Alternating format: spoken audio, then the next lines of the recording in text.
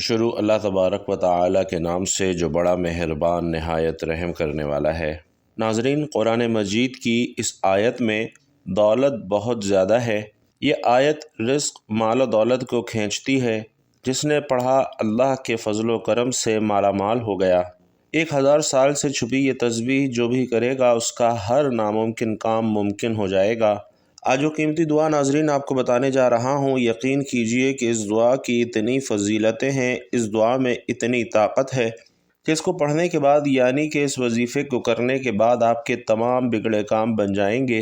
اور یہ وہ وظیفہ ہے، وہ دعا ہے جس کو کرنے سے آپ کی زندگی میں ہر طرح کی مشکلات اور پریشانیاں دور ہو جائیں گی اور آپ کی زندگی میں خوشیاں اور بہاریں آ جائیں گی۔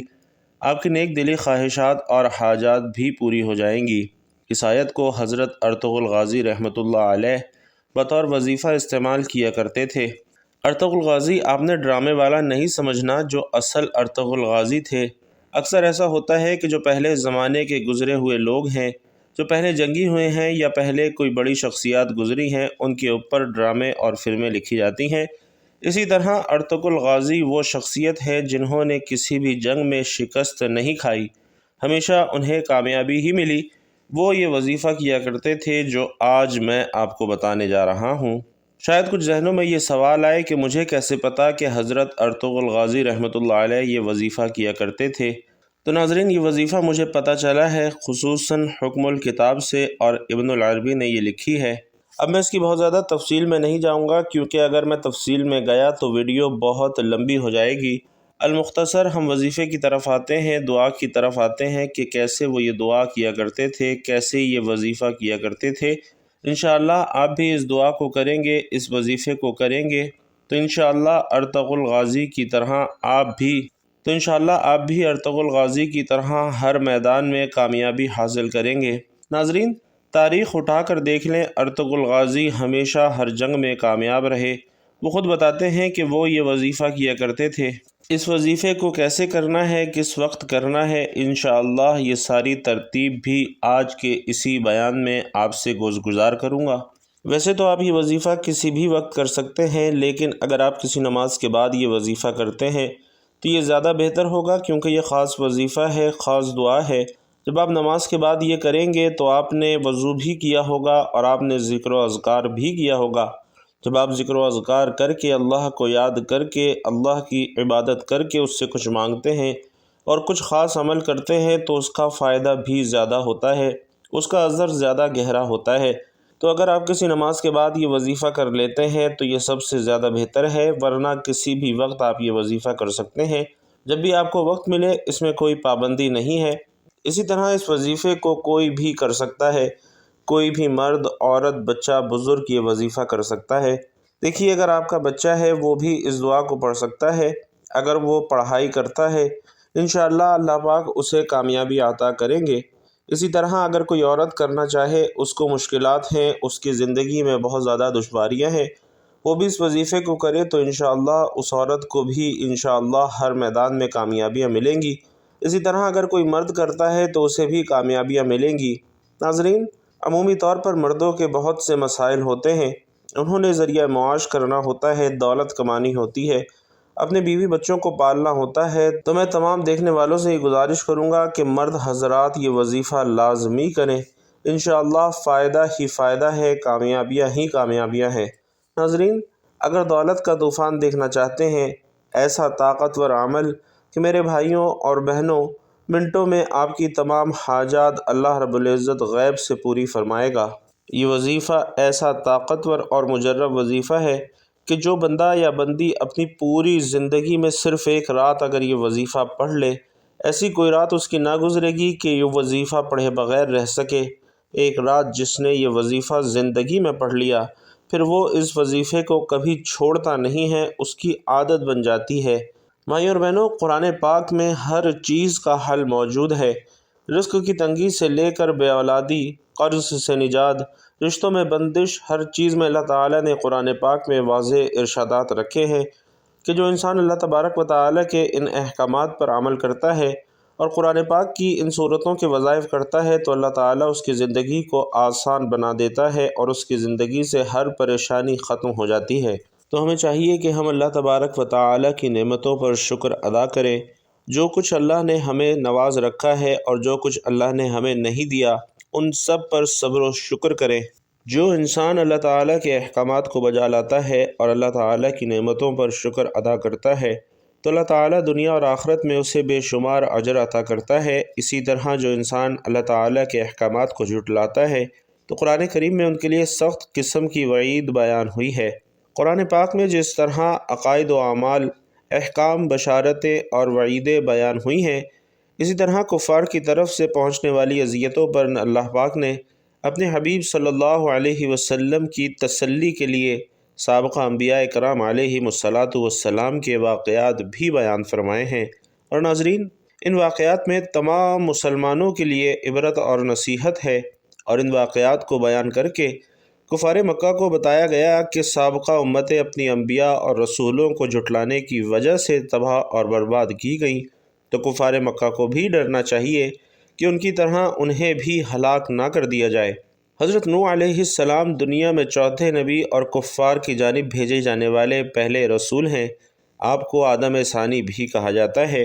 حضرت ادریس علیہ السلام کے آسمانوں پر اٹھائے جانے کے بعد بت پرستی کی وبا عام ہو گئی اور کفر و ضلالت میں گھرے ان لوگوں کی ہدایت کے لیے حضرت نوح علیہ السلام کو رسول بنا کر بھیجا گیا۔ قرآن پاک میں ارشاد ہے کہ بے شک ہم نے نوح کو اس کی قوم کی طرف بھیجا کہ اس وقت سے پہلے اپنی قوم کو ڈراؤ کہ ان پر دردناک عذاب آئے۔ ناظرین، اللہ پاک نے حضرت نوح علیہ السلام کو حکم دیا کہ وہ اپنی قوم کو پہلے سے ہی ڈرا دیں کہ اگر وہ ایمان نہ لائے تو ان پر دنیا اور آخرت کا دردناک عذاب آئے گا، تاکہ ان کی اصلاً کوئی عذر باقی نہ رہے۔ حضرت نوح علیہ السلام کی قوم نے سرکشی کا مظاہرہ کرتے ہوئے آپ کو نعوذ باللہ جھوٹا قرار دیا اور بت پرستی پر قائم رہے۔ آپ علیہ السلام نے 950 سال تبلیغ کی، لیکن صرف 80 افراد ہی ایمان لا پائے۔ پھر حضرت نوح علیہ السلام نے اپنی قوم کے کفار کے خلاف دعا کی تو اللہ پاک نے آپ کو کشتی بنانے کا حکم دیا اور آپ علیہ السلام نے 2 سال میں کشتی تیار کی۔ جب آپ علیہ السلام کشتی میں سوار ہوئے تو آسمان سے لگاتار 40 دن تک بارش برسی اور زمین سے بھی پانی نکلنے لگا۔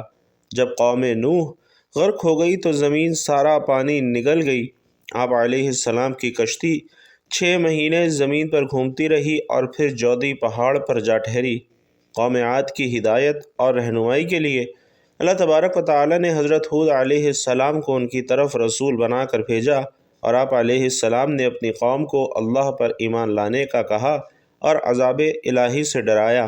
صراط الجنان میں ہے کہ حضرت ہود علیہ السلام نے اپنی قوم سے کہا کہ اے میری قوم، تم اللہ پاک کی عبادت کرو، اس کے سوا تمہارا کوئی معبود نہیں۔ حضرت ہود علیہ السلام کی دعوت حق سن کر قوم کے سرداروں نے کہا کہ تم سراسر حماقت کا شکار لگتے ہو۔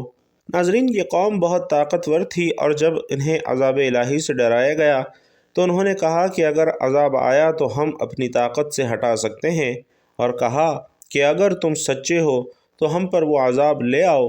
اور ناظرین، پھر ان پر تند اور تیز آندھی کی صورت میں عذاب آیا، اور یہ آندھی 7 راتیں اور 8 دن تک لگاتار چلتی رہی، یہاں تک کہ یہ قوم نشان عبرت بن گئی۔ اسی طرح کفر اور شرک میں ڈوبی ہوئی قوم سمود کی اصلاح کے لیے اللہ پاک نے حضرت صالح علیہ السلام کو رسول بنا کر بھیجا۔ صالح علیہ السلام نے کہا کہ اے میری قوم، اللہ کی عبادت کرو، اس کے سوا تمہارا کوئی معبود نہیں۔ سیرت الانبیاء کتاب میں ہے کہ آپ علیہ السلام نے قوم سمود کو اللہ پاک کی نعمتیں یاد دلا کر بھی سمجھایا کہ اپنے اوپر خدا کی نعمتوں کی فراوانی دیکھو اور اپنا عمل دیکھو، لہٰذا اطاعت کا راستہ اختیار کرو۔ ان کے مطالبے پر حضرت صالح علیہ السلام نے پہاڑ سے اونٹنی پیدا کرنے کا معجزہ بھی دکھایا، لیکن وہ لوگ ایمان نہ لائے بلکہ اونٹنی کو قتل کر دیا۔ حضرت صالح علیہ السلام نے انہیں عذاب الہی سے بھی ڈرایا، اور عذاب الہی کی بات سن کر قوم نے کہا کہ اے صالح، اگر تم واقعی رسول ہو تو وہ عذاب لے آؤ جس سے تم ہمیں ڈراتے ہو۔ اور پھر ایک گروہ نے حضرت صالح علیہ السلام کو شہید کرنے کی کوشش کی۔ وہ عذاب الہی میں گرفتار ہوئے اور وہ قوم شدید زلزلے سے ہلاک کر دی گئی۔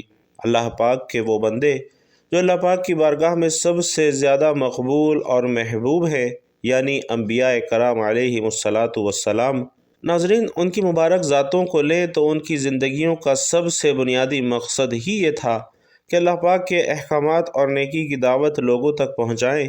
پھر جن لوگوں نے اپنے نبی کی پیروی کی اور ان کا حکم بجا لائے تو انہوں نے دنیا اور آخرت میں کامیابی حاصل کی، مگر وہ لوگ جنہوں نے سرکشی اور نافرمانی کی وہ عذاب الہی میں مبتلا ہوئے۔ تو ناظرین، ہم سب پر یہ فرض ہے کہ اللہ تعالیٰ کے احکامات کی پیروی کریں۔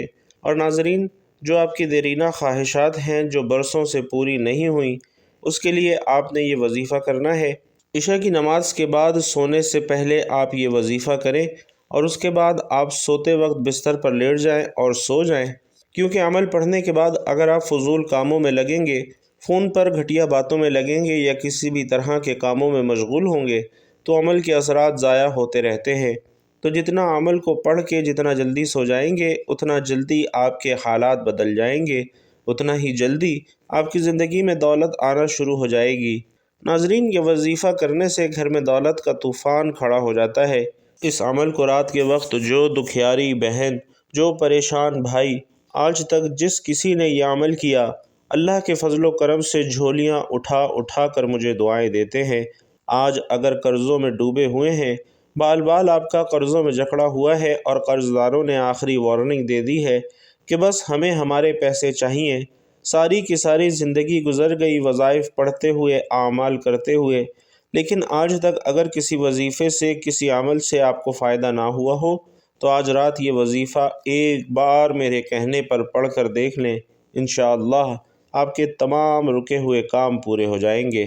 بھائیوں اور بہنوں، یہ ایسا سچا عمل ہے کہ پڑھتے ہی انشاءاللہ بڑی سے بڑی پریشانی، بڑی سے بڑی مصیبت، دنیا جہان کی دولت، لوگ چاہتے ہیں کہ دنیا جہان کے خزانے انہیں حاصل ہو جائیں، خالی جھولیاں وظیفہ پڑھتے ہی بھر جائیں، تو ایک مرتبہ پوری زندگی میں صرف ایک مرتبہ اس عمل کو آپ نے ضرور کر کے دیکھنا ہے۔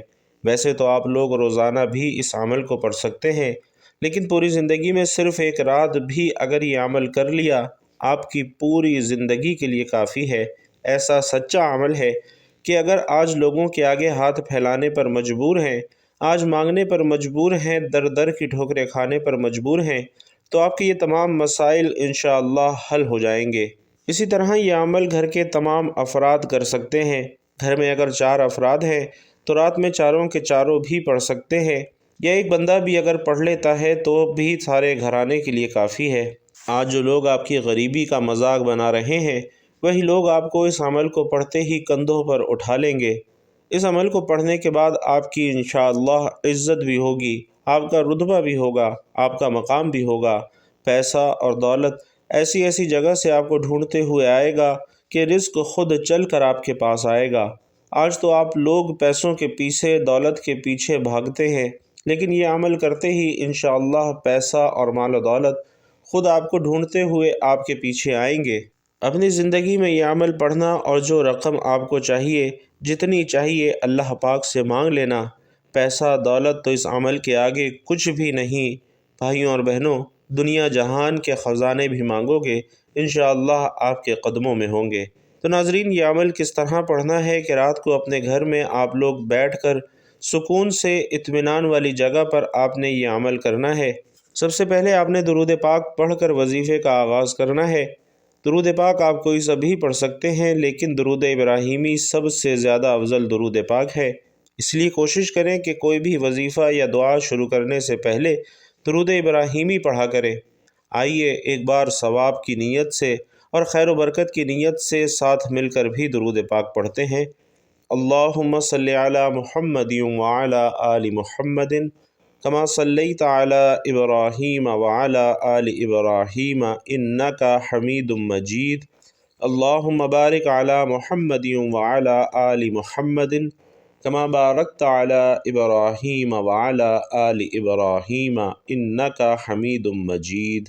درود پاک پڑھنے کے بعد اب سب سے پہلا جو کام آپ نے کرنا ہے، عمل شروع کرنے سے پہلے آپ نے ایک بار تعوذ اور ایک بار تسمیہ، یعنی اعوذ باللہ من الشیطان الرجیم بسم اللہ الرحمن الرحیم پڑھ کر اس عمل کا آغاز کرنا ہے۔ جیسے ہی آپ پڑھ لیں، اگر آپ کے پاس تسبیح موجود ہو اپنے ہاتھوں میں تسبیح پکڑ لیں، اور اگر تسبیح موجود نہ ہو تو آپ ہاتھوں کی انگلیوں پر گن کر بھی یہ وظیفہ پڑھ سکتے ہیں۔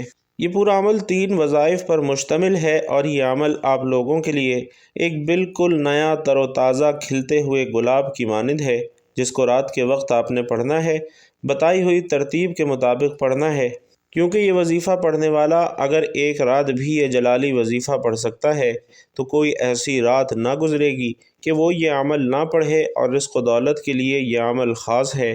ساتھ میں پڑھنے والا یا پڑھنے والی کسی ایسی آفت، مصیبت یا پریشانی میں مبتلا ہے جو کہ ہر طرح کی کوشش کے باوجود وہ پریشانی دور نہیں ہو رہی، کوئی ایسی بیماری ہے جو ختم ہونے کا نام نہیں لے رہی، بندہ ٹینشن میں اپنی پوری زندگی گزار چکا ہے، پیروں فقیروں کے پاس جا چکا ہے، تمام طرح کا علاج کروا لیا ہے، ہر طرح کی کوشش کر لی ہے، لیکن کوئی فائدہ نہ ہوا، تو یہ عمل آپ کی بڑی سے بڑی بیماری کو بھی دور کر دے گا، بڑی سے بڑی پریشانی کو بھی دور کر دے گا، گھر سے تنگ دستیوں کا، بے برکتیوں کا جڑ سے خاتمہ کر دے گا۔ جو لوگ بے اولاد ہیں وہ یہ عمل کریں، جن لوگوں کے بچے بچیوں کی شادیوں کا مسئلہ ہے وہ بھی یہ عمل کریں، جن کا اپنا مسئلہ ہے، شادی کی کوئی رکاوٹ ہے یا دولت اور پیسے کی شدید کمی ہے، جو چاہتے ہیں کہ پیسہ بنا موسم کے بارش کی طرح ان پر برسے، تو وہ لوگ یہ عمل لازمی کریں۔ آپ لوگ ساری زندگی دونوں ہاتھوں سے بھی پیسہ لٹاتے رہیں گے، انشاءاللہ پیسہ پھر بھی ختم ہونے کا نام نہیں لے گا۔ سچے دل سے اور پورے یقین سے اللہ تعالیٰ کی ذات پر بھروسہ کرتے ہوئے آپ نے یہ وظیفہ کرنا ہے۔ تو سب سے پہلے آپ نے درود پاک پڑھنا ہے، اس کے بعد اعوذ باللہ من الشیطان الرجیم بسم اللہ الرحمن الرحیم پڑھ کر اس عمل کا آغاز کرنا ہے، اور پھر آپ نے پہلا وظیفہ شامل کرنا ہے۔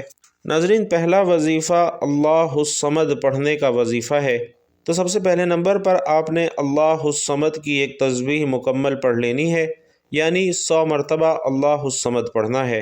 اللہ الصمد کا یہ وظیفہ پڑھنے کے بعد اب آپ نے دوسرے نمبر پر جو وظیفہ پڑھنا ہے، بڑے ہی کمال کا وظیفہ ہے اور بڑا ہی مجرب وظیفہ ہے، انتہائی طاقتور وظیفہ ہے، یہ سمجھ لیں کہ دولت کا بادشاہ وظیفہ ہے۔ دوسرے نمبر پر آپ نے یا ربنا کا ورد کرنا ہے، اور ایک تسبیح یا ربنا کا آپ نے پوری کرنی ہے، یعنی 100 مرتبہ یا ربنا پڑھنا ہے۔ جب آپ 100 مرتبہ یا ربنا پڑھ لیں تو اس کے بعد آپ نے سورۃ الاخلاص کا وظیفہ کرنا ہے، اور اس کے بعد یہ دعا پڑھنی ہے جو بھی آپ کو بتا رہا ہوں۔ سورۃ الاخلاص میں اللہ تعالیٰ کی وحدانیت بیان کی گئی ہے، اس میں اللہ رب العزت کا مکمل اور جامع ترین تعارف موجود ہے۔ اس سورت کی ناظرین بہت سی فضیلتیں ہیں، قرآن پاک اور احادیث کا نچوڑ اگر نکالا جائے، پورے دین اسلام کا نچوڑ اگر نکالا جائے، تو میں کہتا ہوں کہ یہ سورت بچے گی، کیونکہ اس میں اللہ پاک کا تعارف ہے، اللہ پاک کی بڑائی ہے۔ بے شک اللہ ہی ہے جو سب کو نوازتا ہے اور سب کی مشکلات کو دور کرتا ہے۔ تو اب آپ نے 100 مرتبہ سورۃ الاخلاص پڑھنی ہے۔ یہ اس وظیفے کا حصہ ہے، تعداد تھوڑی سی زیادہ ہے، لیکن جو اس کے کمالات ہیں انشاءاللہ آپ خود دیکھیں گے۔ آپ کے زیادہ سے زیادہ 10 منٹ لگیں گے، لیکن یہ وظیفہ ناظرین اتنا خاص ہے کہ میری خواہش ہے کہ کوئی بھی یہ وظیفہ نہ چھوڑے، کیونکہ اس وظیفے کے جو کمالات ہیں انشاءاللہ آپ کے تمام بگڑے کام بن جائیں گے، آپ کی مشکلات دور ہو جائیں گی، اور آپ کی زندگی میں آسانیاں آنا شروع ہو جائیں گی، بلکہ زندگی کے ہر معاملے میں اللہ تعالیٰ کی مدد اور نصرت شامل حال ہو جائے گی۔ جیسا کہ میں نے شروع میں بتایا کہ حضرت ارطغرل غازی رحمۃ اللہ علیہ یہ وظیفہ کیا کرتے تھے، اور انہوں نے کسی بھی جنگ میں شکست نہیں کھائی، اللہ کے فضل و کرم سے انہیں ہر جنگ میں کامیابی ہی ملی۔ تو یہ تینوں اعمال کرنے کے بعد اب آپ نے آخر میں ایک دعا پڑھنی ہے، وہ دعا بھی آپ غور سے سماعت فرما لیجئے۔ وہ دعا ہے سبحان اللہ والحمد للہ ولا الہ الا اللہ واللہ اکبر ولا حول ولا قوت الا باللہ العلی العظیم۔ اللہ ایک ہے، تمام تعریفیں اللہ کے لیے ہیں، اور اللہ کے سوا کوئی معبود نہیں۔ اللہ بہت بڑا ہے، گناہوں سے بچنے کی طاقت اور نیک کام کرنے کی قوت اللہ ہی کی طرف سے ہے، جو عالی شان اور عظمت والا ہے۔ ناظرین، یہ تیسرے کلمے کی تسبیح آپ نے پڑھنی ہے۔ بہت سے لوگوں کو تیسرے کلمے کی فضیلتیں اور اس کی اہمیت کا نہیں پتہ، اور جب تک کسی چیز کی دل میں اہمیت نہ ہو، اس کی فضیلت کا نہ پتہ ہو، تو اس پر یقین بھی کم ہو جاتا ہے۔ اس کی بہت زیادہ فضیلتیں ہیں، اسے جلالی تسبیح بھی کہا جاتا ہے۔ آپ نے آخر میں یہ تسبیح صرف 3 مرتبہ پڑھنی ہے، یعنی سب سے پہلے نمبر پر آپ نے درود ابراہیمی پڑھنا ہے، پھر اعوذ باللہ من الشیطان الرجیم بسم اللہ الرحمن الرحیم پڑھ کر عمل کا آغاز کرنا ہے اور پہلے نمبر پر اللہ الصمد 100 مرتبہ پڑھنا ہے، دوسرے نمبر پر یا ربنا 100 مرتبہ پڑھنا ہے، تیسرے نمبر پر سورۃ الاخلاص 100 مرتبہ پڑھنی ہے، اور آخر میں یہ جو دعا آپ کو بتائی ہے یہ آپ نے 3 مرتبہ پڑھنی ہے، اور اس کے بعد پھر آپ نے آخر میں درود پاک پڑھ لینا ہے جو کہ آپ نے عمل کے شروع میں پڑھا تھا۔ اس کے بعد اللہ تعالیٰ سے رو رو کر گڑ گڑا کر آپ نے دعائیں کرنی ہیں۔ آپ کی جو بھی حاجات ہیں، جو بھی پریشانیاں ہیں، جو بھی خواہشات ہیں، آپ نے اپنے اللہ کے سامنے رکھ دینی ہیں۔ انشاءاللہ اللہ رب العزت آپ کی تمام جائز خواہشات اور حاجات کو ضرور پورا فرمائے گا۔ اللہ رب العزت سے دعا ہے کہ ہم سب کو نیکی کی بات سننے، سمجھنے اور اس پر عمل کرنے کی طاقت اور توفیق مرحمت فرمائے۔ میرا سنانا اور آپ کا سننا اپنی بارگاہ میں قبول و منظور فرمائے، آمین یا رب العالمین۔ بھائیوں اور بہنوں، آخر میں آپ سے گزارش ہے کہ اگر آپ اپنے رزق میں وسعتیں، برکتیں اور کشادگی چاہتے ہیں تو اللہ تعالیٰ کا انتہائی طاقتور صفاتی نام یا رزاق کمنٹ باکس میں ضرور لکھتے جائیے گا۔ اللہ تبارک و تعالیٰ آپ سب کا حامی و ناصر ہو، آمین یا رب العالمین۔